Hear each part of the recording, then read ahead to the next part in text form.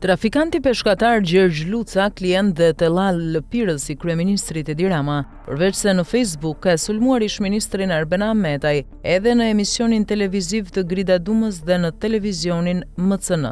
Në sulmet e tij publike, Gjergj Luca ka përmendur 2 raste të përballjes zyrtare me ish-ministrin Arben Ahmetaj, duke pranuar se shkak ka qenë kërkimi i favoreve dhe mos tolerimi i mashtrimit fiskal nga kompania Rozafa SHPK me vlerë 1.8 miliard lek. Rasti i parë, për objektet dhe truallin e rezervave të shtetit, Ministria kishte bërë vlerësimin 1.4 miliard lek detyrim ligjor që kompania Rozafa SHPK e Gjergj Lucës duhej të paguante në arkën e shtetit. Për këtë detyrim, ai tha se ja kishte vendosur padrejtësisht Arben Ahmetaj, por kishte refuzuar ta paguante nga që objektet e rezervave të shtetit ja kishte dhënë falas kryeministri Edi Rama për biznese punësime. Ai deklaroi se shkoi në zyrë te Ministria Pasardhëse e Financave Anila Denaj, ku gjeti 2 inspektorë të pasurive publike, të cilët i kërkuan të paguante detyrimin 1.4 miliard lek. Por siç deklaroi, Gjergj Luca gjeti mirëkuptim me ministren Denaj dhe detyrimi u fshisi mik i kryeministrit. Rasti i dytë, më 22 dhjetor 2025 në MCN TV,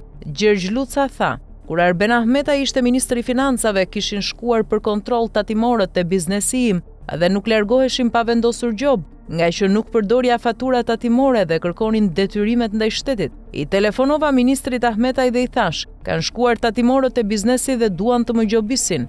Ti e ke dhënë urdhrin apo Edi Rama? Ndërsa ai më tha: para ligjit nuk vë asgjë, duhet zbatuar. Detyrimi financiar që Gjergj Luca i kishte fshehur shtetit nëpërmjet mospërdorimit të faturave tatimore ishte 400 milion lek, të cilat, duke shfrytzuar lidhjet me kryeministrin Edi Rama, ja hoqën tatimet. Këto 2 raste dëshmojnë se Arben Ahmetaj ka zbatuar ligjin, ndërsa trafikanti peshkatar Gjergj Luca po e sulmon nga që ai i kërkoi zbatimin e ligjit, të mos mashtronte shtetin dhe të paguante detyrimet tatimore. Zbatuesi i ligjit, ish-ministri Arben Ahmetaj, ka rezultuar edhe në dosjen e Spakut, ku hetimet kanë vërtetuar se ai kishte kundërshtuar 4 herë firmosjen e financimit për landfillin e Tiranës.